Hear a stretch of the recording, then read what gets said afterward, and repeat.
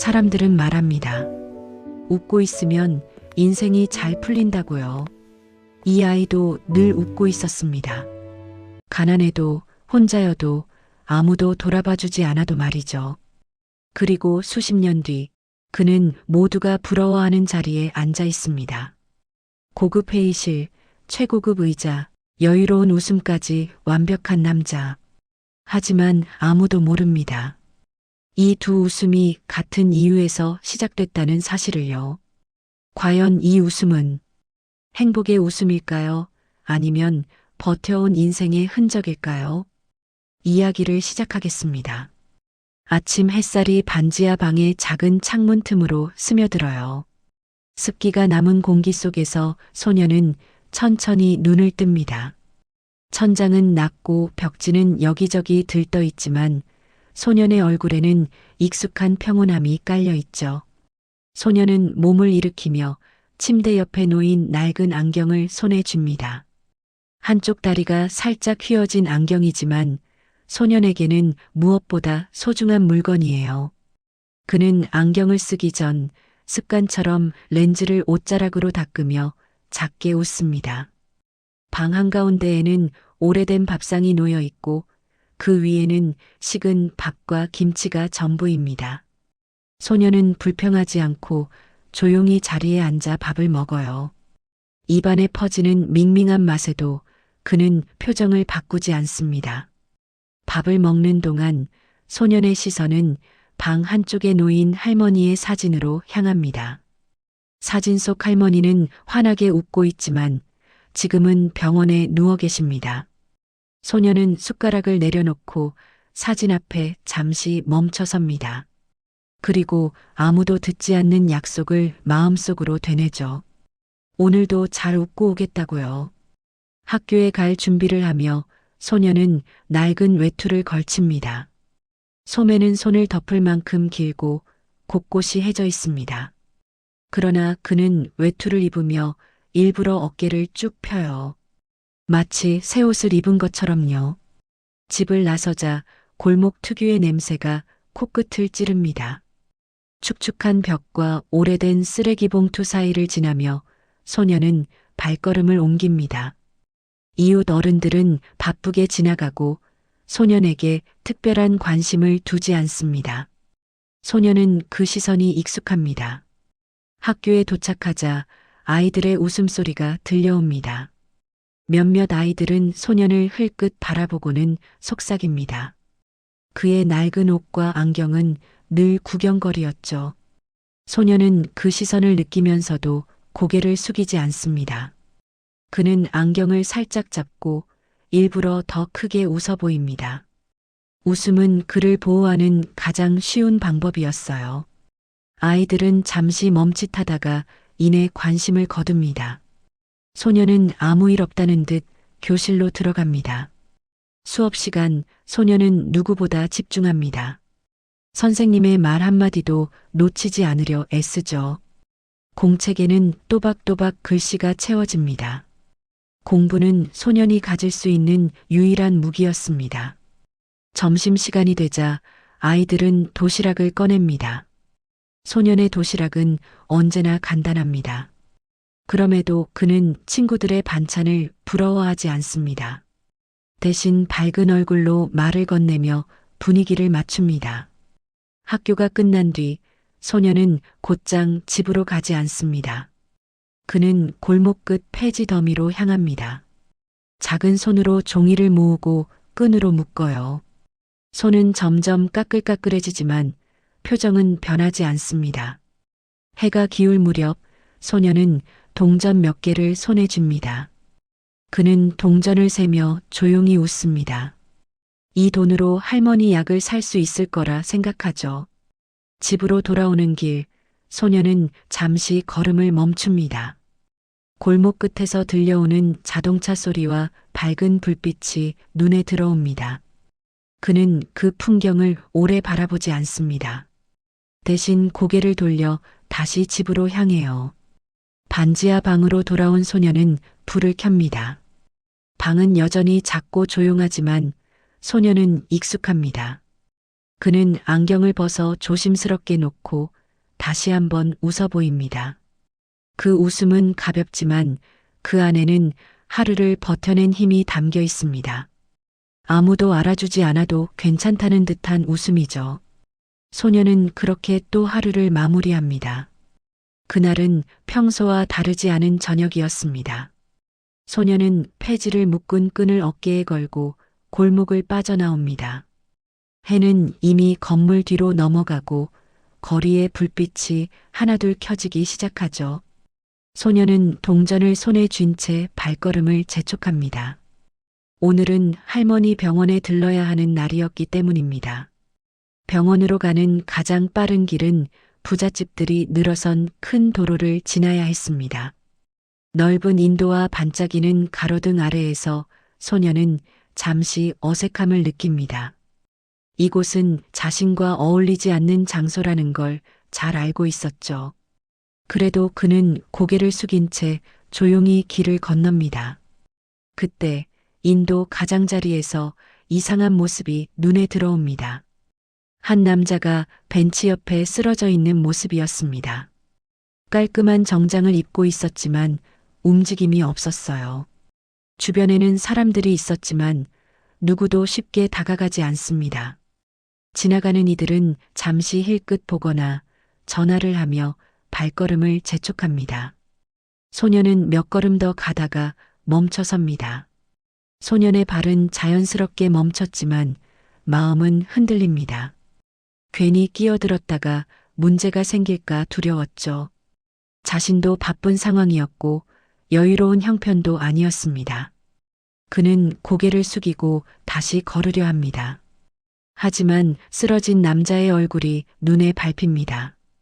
숨이 가쁜 듯 미세하게 가슴이 오르내리고 있었습니다. 소녀는 한숨을 삼키고 방향을 틉니다. 천천히 남자에게 다가가 무릎을 굽혀 앉아요. 가까이에서 보니 남자의 얼굴은 창백했습니다. 소녀는 주변을 둘러봅니다. 어른들에게 도움을 요청하고 싶었지만 시선은 쉽게 마주치지 않습니다. 사람들은 모두 각자의 사정 속으로 사라집니다. 소녀는 잠시 고민하다 자신의 외투를 벗습니다. 그리고 조심스럽게 남자의 얼굴 아래에 받칩니다. 차가운 바닥에 그대로 눕혀둘 수 없었기 때문이죠. 그는 손을 떨며 주머니에서 작은 휴대전화를 꺼냅니다. 버튼식 오래된 전화기였습니다. 소녀는 숨을 고르며 긴급 번호를 누릅니다. 전화 연결음이 길게 들리는 동안 소년의 눈은 남자에게 고정됩니다. 혹시라도 숨이 멎을까봐 그는 남자의 가슴을 바라봅니다. 그 짧은 시간이 길게 느껴집니다. 구급차 소리가 멀리서 들리기 시작합니다. 소녀는 그제야 안도의 숨을 내쉽니다. 하지만 동시에 마음이 급해집니다. 구급차가 도착하자 의료진이 빠르게 움직입니다. 소녀는 한 발 물러서서 그 모습을 지켜봅니다. 누군가 소년에게 이름을 묻지만 그는 고개를 젓습니다. 소녀는 남자가 실려가는 모습을 끝까지 바라보지 않습니다. 그저 사람들이 흩어지기 시작하자 조용히 뒤돌아섭니다. 자신이 했던 행동이 어떤 의미를 가지는지 알지 못한 채 말이죠. 다시 골목으로 돌아온 소녀는 외투를 꼭 쥡니다. 외투에는 먼지와 자국이 묻어 있습니다. 그래도 그는 그 외투를 버리지 않습니다. 집으로 향하는 발걸음은 조금 무겁습니다.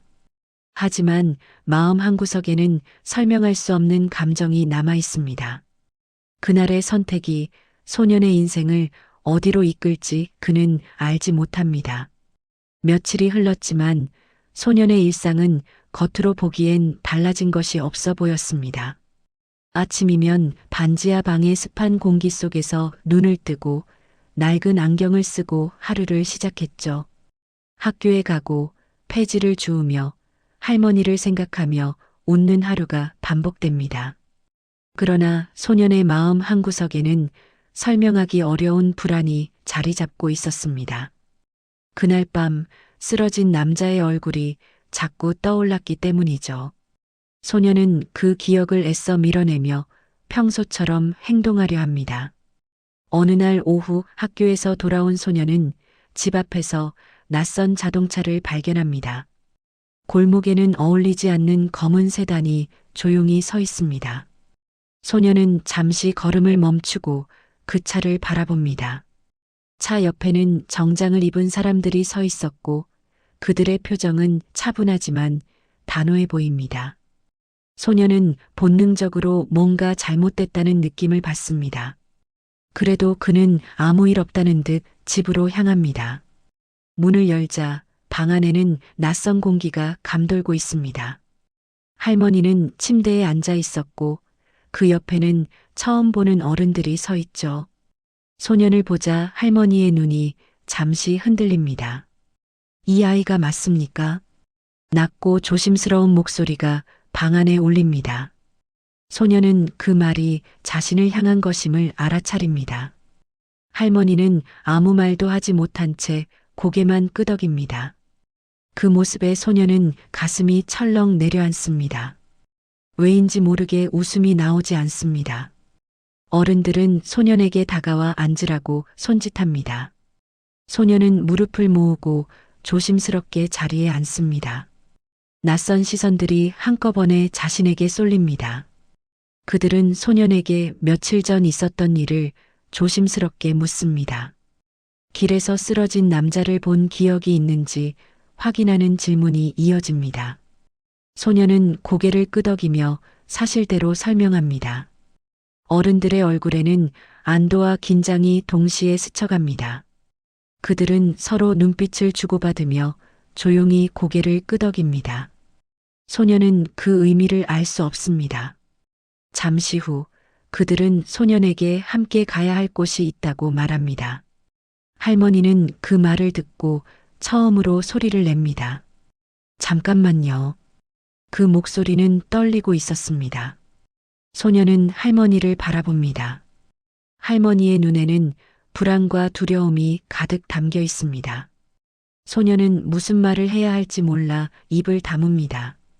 어른들은 할머니에게 차분하게 설명을 이어갑니다. 지금은 잠시 아이를 보호해야 한다는 말이 반복됩니다. 그 말은 부드럽지만 거절할 수 없는 톤이었습니다. 소녀는 자신의 가방을 챙길 틈도 없이 집을 나섭니다. 문을 나서며 그는 방 안을 한 번 더 돌아봅니다. 낡은 밥상과 안경이 놓인 자리, 그리고 할머니의 모습이 눈에 들어옵니다. 할머니는 아무 말 없이 소년을 바라보고 있습니다. 소년은 그 시선을 마주하다가 고개를 숙입니다. 웃어야 할지 울어야 할지 알 수 없습니다. 차 문이 열리고 소녀는 뒷좌석에 앉습니다. 부드러운 시트의 감촉이 낯설게 느껴집니다. 차창 밖으로 골목이 천천히 멀어집니다. 익숙했던 풍경들이 하나씩 사라집니다. 소년의 손은 무릎 위에서 꼭 쥐어져 있습니다. 그의 얼굴에서 웃음은 완전히 사라져 있습니다. 차는 점점 큰 길로 들어섭니다. 소녀는 창밖을 바라보며 아무 말도 하지 않습니다. 이동하는 동안 누구도 소년에게 말을 걸지 않습니다. 그날 소년의 평범했던 일상은 그렇게 조용히 끝이 납니다. 그가 알던 세계는 차창 밖으로 밀려나고 있었습니다. 소년은 아직 모릅니다. 이 순간이 다시는 돌아올 수 없는 경계선이었다는 것을요. 소년이 도착한 곳은 그가 한 번도 살아본 적 없는 세계였습니다.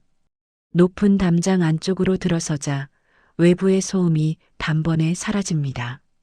정원은 계절과 상관없이 정돈되어 있고 발밑의 자갈조차 일정한 간격을 유지하고 있죠. 차 문이 닫히는 소리가 유난히 크게 들립니다. 소녀는 그 소리에 잠시 어깨를 움츠립니다. 이곳에서는 모든 소리가 또렷하게 남는 것처럼 느껴집니다. 집 안으로 들어가자 넓은 현관이 먼저 보입니다. 소녀는 무심코 신발을 벗고 가지런히 정렬합니다. 누가 시키지 않았지만 괜히 그러고 싶어졌기 때문입니다. 안쪽으로 이어진 복도는 길고 조용합니다. 발걸음 소리가 울릴 때마다 소녀는 속도를 줄입니다. 자신의 존재가 너무 크게 느껴지는 공간이었습니다. 소년이 안내받은 방은 혼자 쓰기엔 지나치게 큽니다. 침대는 두 사람이 누워도 남을 만큼 넓고 책상 위에는 이미 새 책들이 가지런히 놓여 있습니다. 창문 밖으로는 반듯한 잔디와 멀리 보이는 도시의 불빛이 들어옵니다. 소녀는 방 한가운데 서서 한동안 움직이지 않습니다. 여기가 자신의 자리가 맞는지 확신할 수 없기 때문이죠. 문이 닫히자 방 안은 더 조용해집니다. 잠시 후 정중한 태도의 어른이 들어와 생활 규칙을 설명합니다. 말투는 부드럽지만 하나하나가 정해진 순서처럼 느껴집니다. 식사 시간, 공부 시간, 잠자리에 드는 시간까지 모두 정확합니다. 소녀는 고개를 끄덕이며 듣지만 머릿속은 잘 따라가지 못합니다. 이곳에서는 실수조차 허용되지 않을 것 같다는 생각이 듭니다. 그는 무의식적으로 안경을 잡고 손에 힘을 줍니다. 첫 식사 시간, 소녀는 긴 식탁 끝에 앉습니다. 음식은 정갈하게 놓여 있고 냄새도 좋습니다. 하지만 그는 쉽게 숟가락을 들지 못합니다. 주변의 시선이 부담스럽기 때문입니다. 누가 보고 있지 않아도 보고 있는 것처럼 느껴집니다. 소녀는 한 번 숨을 고르고 나서야 음식을 입에 넣습니다. 맛은 분명 좋지만 마음이 따라주지 않습니다. 이곳에서의 식사는 배를 채우는 행위가 아니라 평가받는 시간처럼 느껴집니다. 소녀는 괜히 입꼬리를 올려 보입니다. 그날 밤 소녀는 푹신한 침대에 눕습니다. 몸은 편안하지만 눈은 쉽게 감기지 않습니다. 천장을 바라보며 반지하 방의 낮은 천장을 떠올립니다. 할머니가 기침하던 소리, 낡은 시계 소리, 골목의 소음이 생각납니다. 여기는 너무 조용해서 오히려 잠들기 어렵습니다. 소녀는 이불을 꼭 잡고 눈을 감습니다. 다음 날부터 소년의 하루는 빠르게 정해진 틀 안으로 들어갑니다. 새 옷을 입고 새 학교에 가고 새 사람들을 만납니다. 모두가 친절하지만 그 친절에는 거리가 있습니다. 학교에서도 소녀는 눈에 띕니다. 이번에는 가난해서가 아니라 너무 낯설어서입니다. 아이들의 시선은 여전히 부담스럽습니다. 소녀는 실수하지 않기 위해 더 조심합니다. 말을 아끼고 질문을 받으면 짧게 답합니다. 대신 웃음을 사용하기 시작합니다. 웃으면 어른들의 표정이 부드러워진다는 걸 알게 됩니다. 웃으면 더 이상 캐묻지 않는다는 것도 알게 됩니다. 소녀는 그 규칙을 빠르게 익힙니다. 웃음은 점점 자연스러워집니다. 마음이 웃지 않아도 얼굴이 먼저 반응합니다. 그는 이곳에서 살아남는 방법을 몸으로 배웁니다.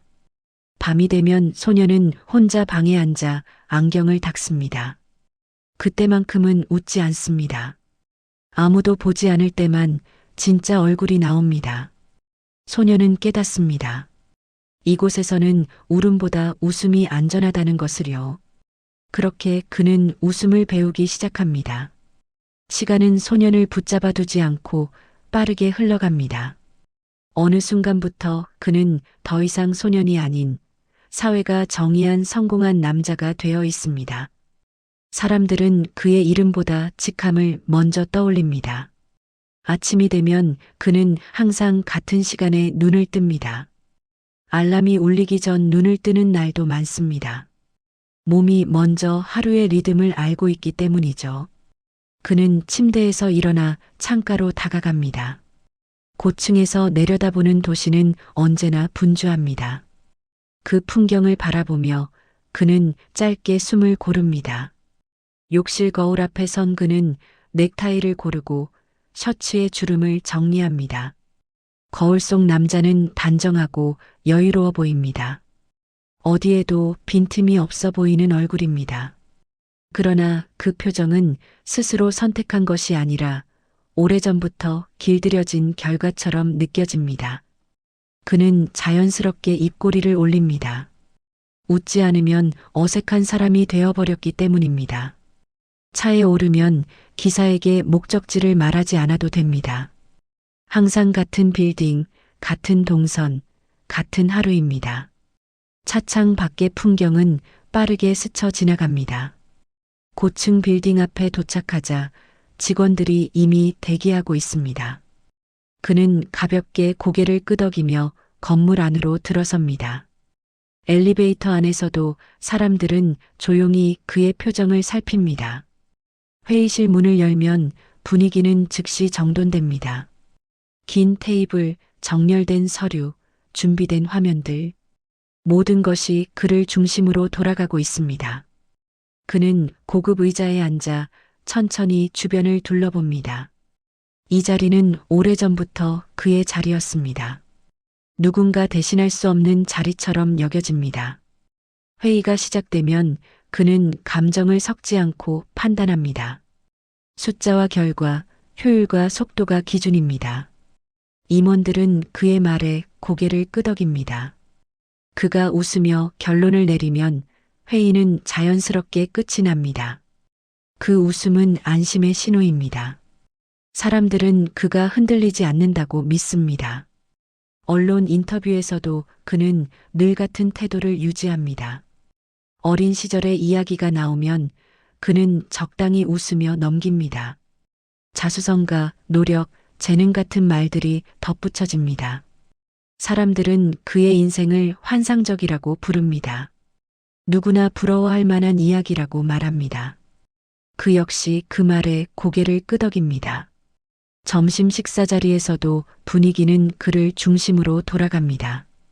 그가 농담을 건네면 사람들이 웃고 대화가 부드러워집니다. 그 웃음은 이제 습관이자 역할입니다. 그러나 그 웃음이 길어질수록 그는 점점 자신과 멀어집니다. 어느 순간부터 그는 웃고 있는 이유를 설명하지 못합니다. 웃지 않으면 불편해질 것 같다는 생각만 남아 있습니다. 업무가 끝난 늦은 밤, 그는 회의실에 홀로 남습니다. 조명이 꺼진 공간에서 창밖의 도시 불빛만이 반짝입니다. 고요한 순간이 찾아옵니다. 그는 의자에 기대어 천장을 올려다봅니다. 이 고급스러운 공간이 낯설게 느껴집니다. 어디에도 소리가 없습니다. 그때 문득 오래된 장면 하나가 떠오릅니다. 반지하 방의 낮은 천장, 습한 공기, 그리고 낡은 안경. 안경을 잡고 웃던 어린 아이의 얼굴입니다. 그 웃음은 지금의 웃음과 닮아 있으면서도 다릅니다. 그때의 웃음은 버티기 위한 것이었습니다. 지금의 웃음은 숨기기 위한 것이 되어버렸습니다. 그는 그 차이를 애써 부정합니다. 과거를 떠올리는 건 도움이 되지 않는다고 스스로를 설득합니다. 성공한 인생에는 뒤돌아볼 시간이 없다고 말입니다. 문을 두드리는 소리가 들립니다. 비서가 다음 일정을 조심스럽게 알립니다. 그는 자리에서 일어납니다. 다시 웃음을 꺼냅니다. 완벽하게 다듬어진 표정입니다. 아무도 그 안을 들여다보지 못합니다. 성공한 남자의 하루는 그렇게 또 마무리됩니다. 겉으로는 환상적이지만 그 웃음 뒤에는 아직 정리되지 않은 과거가 조용히 숨쉬고 있습니다. 그날은 특별할 것 없는 하루처럼 시작됩니다.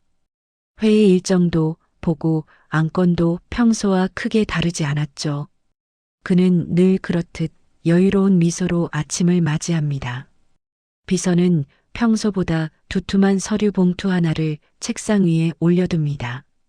오래된 자료를 정리하는 과정에서 발견된 문서라고 설명합니다. 그는 별다른 관심 없이 고개를 끄덕입니다. 회의가 끝난 뒤 텅 빈 집무실에 혼자 남습니다. 창밖으로는 낮의 도시가 조용히 흐르고 있습니다. 그는 커피 한 잔을 들고 서류 봉투를 집어듭니다. 봉투 안에는 누렇게 바랜 종이들이 정리되어 있습니다. 공식 문서라기보다는 개인 기록에 가까운 느낌입니다. 페이지를 넘길수록 오래된 시간의 냄새가 전해집니다. 그는 무심코 첫 장을 읽다가 손을 멈춥니다. 익숙한 동네 이름이 눈에 들어왔기 때문입니다. 자신이 어릴 적 살았던 골목의 주소였습니다. 순간 숨이 멎은 듯한 느낌이 듭니다. 그는 다시 한번 주소를 확인합니다. 틀림없는 그곳입니다. 서류에는 당시의 보호조치 과정이 기록되어 있습니다. 누가, 언제, 어떤 판단으로 아이를 데려왔는지가 정리돼 있죠. 모든 절차는 문제 없음으로 마무리되어 있습니다. 그는 페이지를 넘기다 한 이름에서 시선을 떼지 못합니다. 박정희. 어린 시절 할머니의 이름입니다. 그 이름은 보호자 항목에 적혀 있습니다. 짧은 설명과 함께 건강 상태가 기록돼 있습니다. 이미 그때부터 상태가 좋지 않았다는 문장이 눈에 들어옵니다. 그는 문서를 다시 처음부터 읽기 시작합니다. 이번에는 빠뜨리지 않으려는 듯 천천히 따라갑니다. 글자 하나하나가 가슴으로 내려앉습니다. 기록에는 그가 떠난 이후의 상황도 담겨 있습니다. 할머니는 아이를 다시 돌려달라고 여러 차례 요청했습니다. 그러나 요청은 받아들여지지 않았습니다. 보호 대상자의 안정이 우선이라는 이유였습니다. 아이에게 더 나은 환경을 제공해야 한다는 판단이 적혀 있습니다. 문장은 단정하고 냉정합니다. 그는 손에 힘이 들어가는 걸 느낍니다. 그 문장들이 누군가의 삶을 얼마나 가볍게 밀어냈는지 이제야 실감합니다. 자신이 보호받는 동안 누군가는 버텨야 했습니다. 다음 페이지에는 의료 기록이 붙어 있습니다. 할머니의 병원 방문 내역과 약 처방 기록입니다. 날짜는 그가 집을 떠난 직후부터 집중되어 있습니다. 그는 페이지를 넘기지 못하고 한참을 멈춥니다. 숨이 얕아지고 가슴이 답답해집니다. 그동안 한 번도 묻지 않았던 사실들이 한꺼번에 몰려옵니다. 기록의 마지막에는 짧은 메모가 남아 있습니다. 아이에게 알릴 필요 없음. 그 문장이 유난히 선명하게 보입니다. 그는 의자에서 몸을 일으킵니다. 집무실이 갑자기 좁게 느껴집니다. 벽과 천장이 가까워진 듯한 압박감이 듭니다. 창가로 다가가 유리창에 손을 짚습니다. 차가운 감촉이 손바닥으로 전해집니다. 그제야 자신이 숨을 참고 있었다는 걸 깨닫습니다. 그의 얼굴에서 웃음이 완전히 사라집니다. 억지로라도 올리던 표정조차 떠오르지 않습니다. 오랫동안 붙잡고 있던 가면이 내려앉은 느낌입니다.